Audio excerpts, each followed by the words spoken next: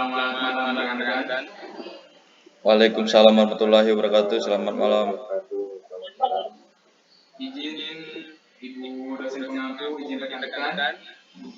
Pada malam hari ini kami dari kelompok 4 akan menjelaskan hasil diskusi kami tentang macam-macam kasus konkret tentang Undang-Undang Nomor 23 Tahun 2014 Pasal 58, di mana pada pasal tersebut menjelaskan tentang penyelenggaraan pemerintahan daerah, di mana dalam penyelenggaraan pemerintahan daerah berpedoman pada asas-asas penyelenggaraan pemerintahan negara yang terdiri atas yang pertama yaitu kepastian hukum, kedua tertib penyelenggaraan negara, ketiga kepentingan umum, keempat keterbukaan, kelima proporsionalitas, keenam proporsionalitas, ketujuh akuntabilitas, kedelapan efisiensi, selanjutnya efektivitas, dan terakhir yaitu keadilan. Memperkenalkan diri dari kelompok 4. Yang pertama ada Muhammad Firman Maligo dari kelas 1. Kedua ada Novita Roma Uyung dari kelas 1. Selanjutnya ada Abdul Hakim dari kelas 2. Keempat Arif Fatwa dari kelas 2. Selanjutnya ada Dendi Nur Alam dari kelas 2. Selanjutnya ada Eka Wijaya dari kelas 2. Yang ketujuh ada Rahmat Fadli dari kelas 2. Kedelapan Reza Putra dari kelas 1. Oke, mungkin kita langsung saja untuk memasuki materi.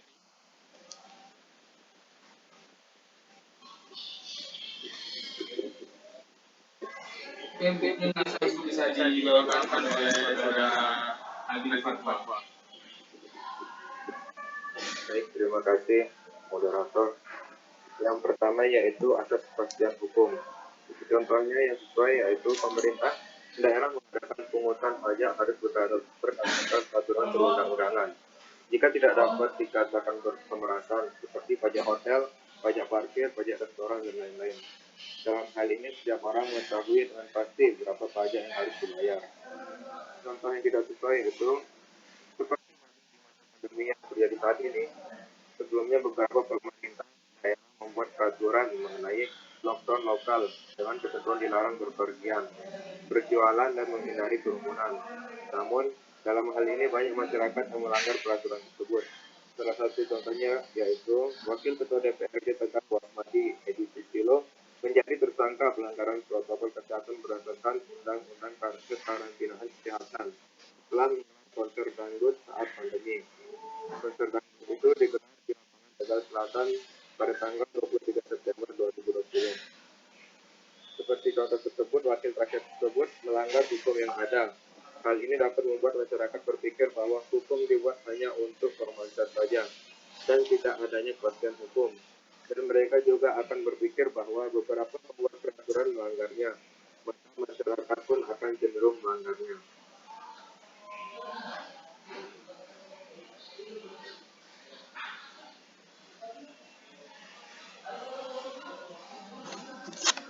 Kemudian yang kedua yaitu asas tertib penyelenggara negara.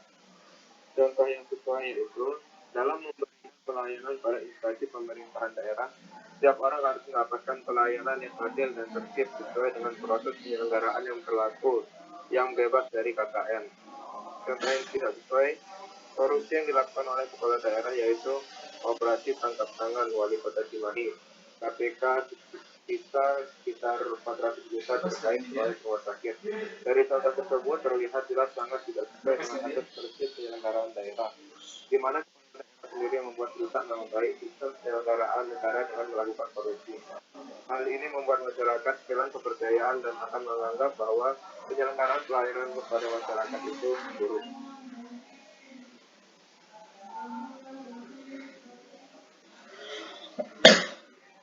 Oke, terima kasih untuk saudara Aldi Fatwa. Untuk pembahasan tadi bisa dilanjutkan oleh saudara Novita.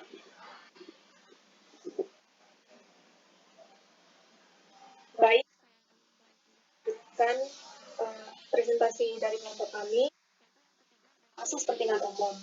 Contoh pemerintah daerah telah mengeluarkan kebijakan dalam pengurusan Tidak perlu ke kantor Dukcapil Pusat, melainkan cukup dengan mengurus ke kantor kecamatan terdekat.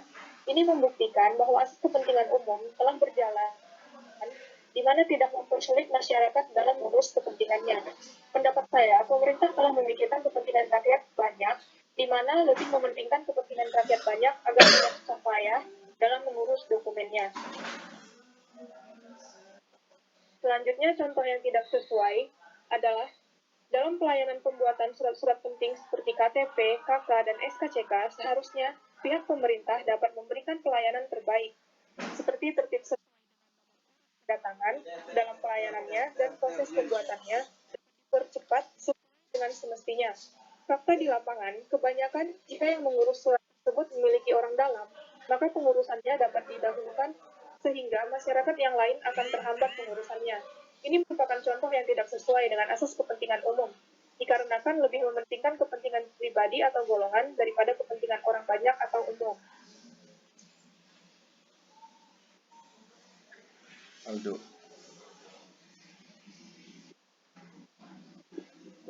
Asas yang selanjutnya yaitu asas keterbukaan.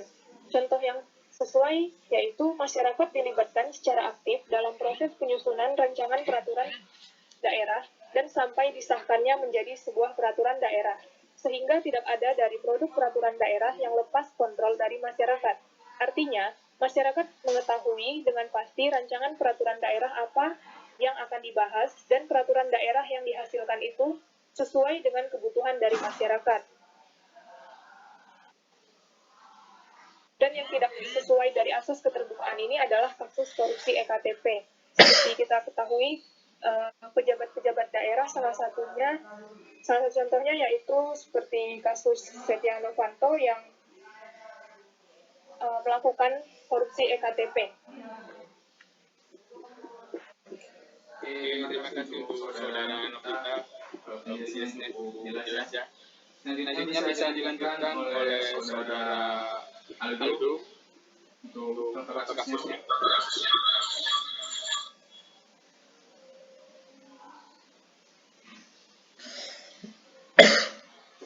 Ya, saya akan melanjutkannya lagi. Contoh yang tidak sesuai, BPK atau Badan Pemeriksa Keuangan mengungkapkan sejumlah temuan dalam laporan keuangan pemerintah daerah Sumatera Barat, mulai dari pertanggungjawaban perjalanan dinas tidak sesuai ketentuan, kelebihan pembayaran tunjangan profesi guru, serta denda keterlambatan atas belanja modal, gedung, dan guna. Dalam kasus tersebut adanya pelanggaran atas asas keterbukaan, yaitu terjadinya laporan keuangan yang tidak sesuai dengan ketentuan. Asas proporsionalitas. Contoh yang sesuai, pemerintah daerah mewajibkan pembayaran pajak kepada wajib pajak dan dengan ini menggunakan uang tersebut untuk pembangunan daerah, di mana dapat dinikmati oleh seluruh lapisan masyarakat, juga yang merupakan hak dari masyarakat. Contoh yang tidak sesuai, jika kepala negara dan wakil kepala negara memperoleh pengawalan pada saat kampanye, sebab fasilitas pengawalan bagi kepala negara dan wakil melekat pada dirinya. Akan tetapi, jika pada saat kampanye itu menggunakan kendaraan dinas, hal itu sudah tidak proporsional lagi. Pemerintah mewajibkan pembayaran pajak kepada seluruh orang dan dengan ini menggunakan uang tersebut untuk pembangunan di mana dapat dinikmati oleh seluruh lapisan masyarakat juga. Saya kembalikan kepada moderator. Oke, terima kasih untuk saudara Imanto. Selanjutnya bisa dilanjutkan oleh saudara Erwin Jaya. Dan selanjutnya adalah atas profesionalitas.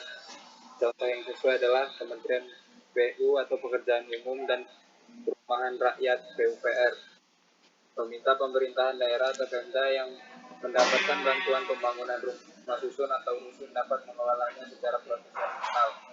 Dalam hal tersebut, Pemda mengatur kepenghunian yang mencakup proses penghunian dan penetapan calon penghuni, serta kemudian menjaga keberadaan barang milik negara bangunan agar tetap sesuai fungsinya. Langkah selanjutnya adalah melakukan pengawasan dan pengelolaan rusun. Hal ini merupakan contoh yang dilakukan Pemda dalam menerapkan asas profesionalitas dalam pelayanan kepada masyarakat. Asas akuntabilitas. Contoh yang sesuai adalah pelayanan perizinan mendirikan bangunan. Pemerintah dapat memberikan izin dengan berbagai alasan yang dapat dipertanggungjawabkan seperti urusan tanah, tinggi bangunan, luas bangunan, dan apakah bangunan itu mengganggu atau tidak. Contoh yang tidak sesuai adalah banyaknya kasus-kasus korupsi yang ada di negeri ini. Kasus-kasus tersebut juga masih banyak yang belum terselesaikan.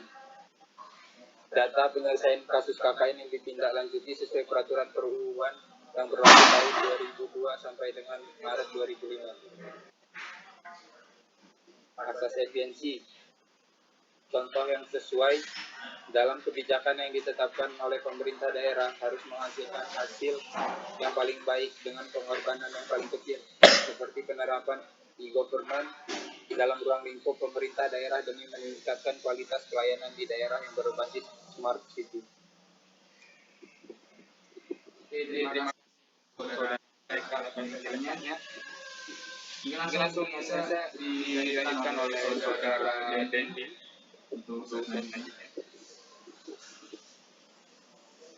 Ya, selanjutnya terdapat contoh yang tidak sesuai, di mana e-government dalam pelayanan KTP, KK, dan lain-lain sangat efisien dan efektif jika dibandingkan dengan pelayanan terdahulu.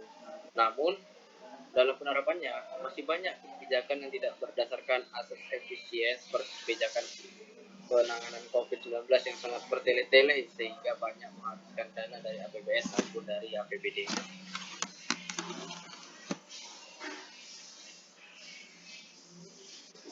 Kemudian di sini terdapat asas efektivitas. Jadi contoh yang tidak sesuai dengan asas efektivitas itu adalah pelayanan yang terjadi di dalam masyarakat dalam hal pengurusan surat menyurat. Apabila ditinjau dari pengalaman di lapangan, pelayanan yang diberikan oleh para aparatur pemerintah pada masyarakat, khususnya dalam surat-surat atau dokumen masyarakat, dinilai masih belum cukup, mengingat masih terdapat beberapa kekurangan-kekurangan kecil di dalam pelayanan. Namun dari segi daya tanggap pemerintah desa sebenarnya sudah mampu melayani masyarakat dengan baik. Ataupun meski di antaranya juga terdapat pungutan liar, namun masih terlihat wajar bagi masyarakat yang memberikan uang kepada petugas karena merasa sangat membutuhkan surat-surat secepat mungkin. Seharusnya aparatur pemerintahan dapat bekerja dengan profesional tanpa harus memikirkan gaji sebagai mereka bekerja, akan tetapi kemakmuran dan kesejahteraan lah yang seharusnya menjadi tujuan utama agar dapat berjalan dengan efektif.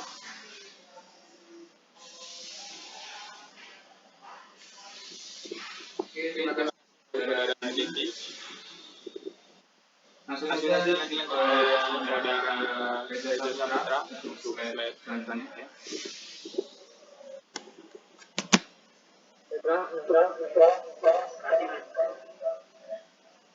Contoh yang tidak dalam memberikan pelayanan kepada masyarakat, aparatur pemerintahan memberikan pelayanan kepada masyarakat harus sesuai dan para pegawai harus memberikan pelayanan yang adil kepada masyarakat, bukan malah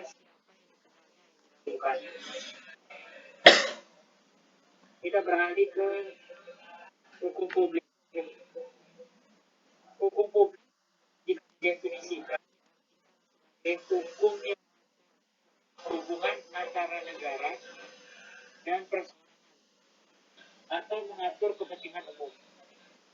Oleh sebab itu, hukum dapat adapun dari hukum publik. Yang pertama, ruang lingkupnya merupakan atau masyarakat. Yang kedua, penguasa negara berkedudukan lebih tinggi ketimbang orang perseorangan. Yang ketiga, hukum publik ditegakkan itu demi tujuan bersama dan kepentingan masyarakat luas. Dan yang terakhir, ada banyak hubungan antar negara, masyarakat, individu, serta unsur politik di dalamnya. Jika dilihat dari hukum publik, adanya contoh kasus di situ. Yang pertama, itu kasus ujaran kebencian JER, Ikatan Dokter Indonesia, IDI. Dan contoh kasus yang kedua, Lesya Gotik yang melanggar lalu lintas. Dan yang ketiga, yaitu seorang menteri, Juliari Batubara, di mana ia korupsi dana bantuan sosial di tengah COVID-19. Kemudian ada juga hukum privat. Hukum privat adalah hukum yang hubungan antara orang yang lain dengan menitiberkan pada kepentingan perseorangan. Hukum privat itu dan hukum undangan. Hukum privat mengatur tentang hubungan dalam masyarakat yang menyangkut pertama, keluarga dan kekayaan para warga atau individu. Kedua, hubungan antar warga atau individu. Ketiga, hubungan dengan alat negara. Di dalam lalu lintas hukum sebagai individu. Dan di sini ada contoh kasusnya. Yang pertama, kasus yang bernama Robert Onsu. Yang kedua, kasus hukum perdata yang dialami oleh seorang nenek Mina. Dan yang ketiga, di sini yang diambil yaitu kasus Robert Onsu. Sembarang Nagai. Siap, terima kasih. Oke, kita akan masuk ke sesi pertanyaan, di mana kita sudah mengumpulkan pertanyaan dari beberapa kelompok. Saya bacakan aja dulu pertanyaannya. Bisa disimak dengan baik. Pertanyaan pertama. Hukum pada negara Indonesia tentunya menjunjung asas adil umum. Namun mengapa penerapan hukum di Indonesia masih ke atas dan tidak ke bawah? Pertanyaan yang pertama. Untuk pertanyaan kedua, seperti yang Anda sudah sampaikan, jelaskan perbedaan antara hukum publik dengan hukum privat. Oke, mungkin bisa dijawab oleh kelompok 4.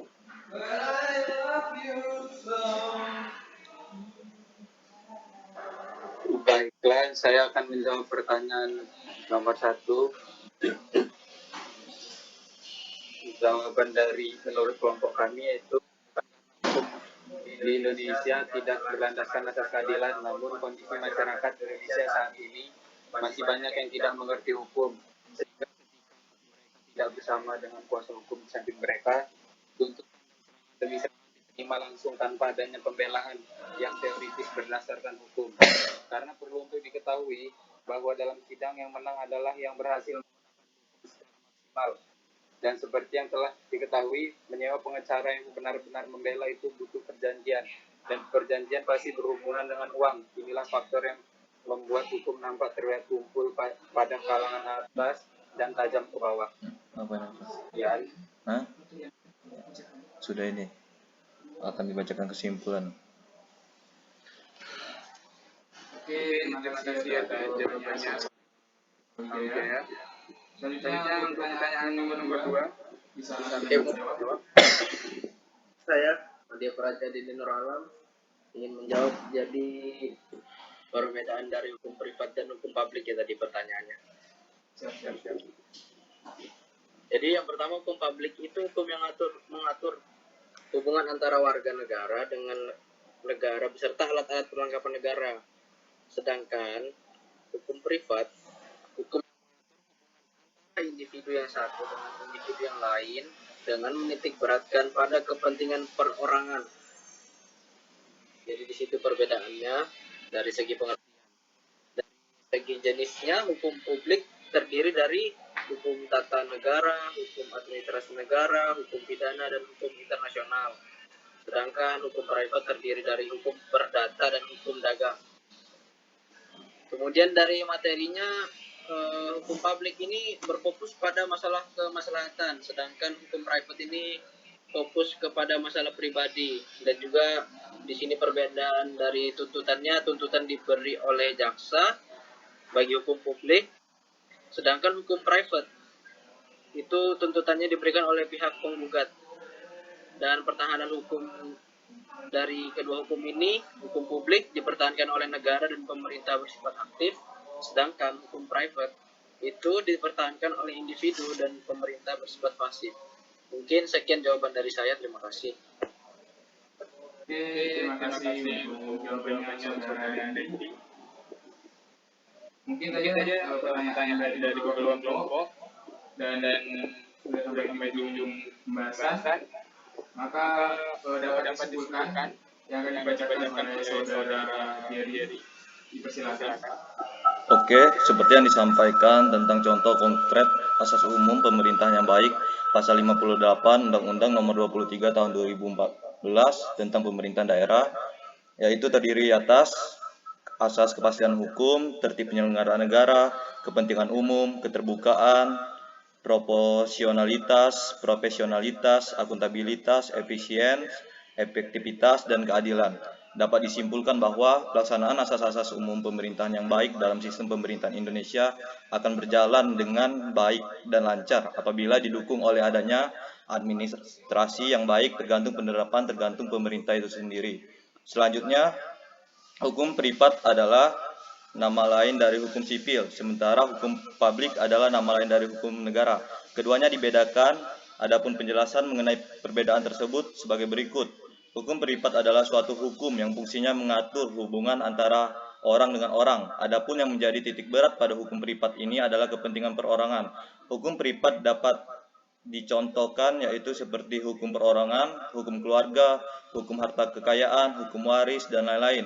Selanjutnya, hukum publik adalah suatu hukum yang fungsinya adalah untuk mengatur hubungan di antara negara dengan warga negara ataupun hubungan antara alat pelengkapan dengan negara-negara, yaitu seperti hukum tata negara, hukum tata usaha, hukum tata pemerintahan, dan hukum internasional. Terima kasih, saya kembalikan ke moderator. Terima kasih untuk saudara Thierry atas kesimpulan pembahasan pada malam ini. Mungkin itu saja yang dapat kami sampaikan dari kelompok 4 hasil pembahasan kami. Kurang lebihnya mohon maaf. Assalamualaikum warahmatullahi wabarakatuh. Waalaikumsalam warahmatullahi wabarakatuh. Terima kasih rekan-rekan.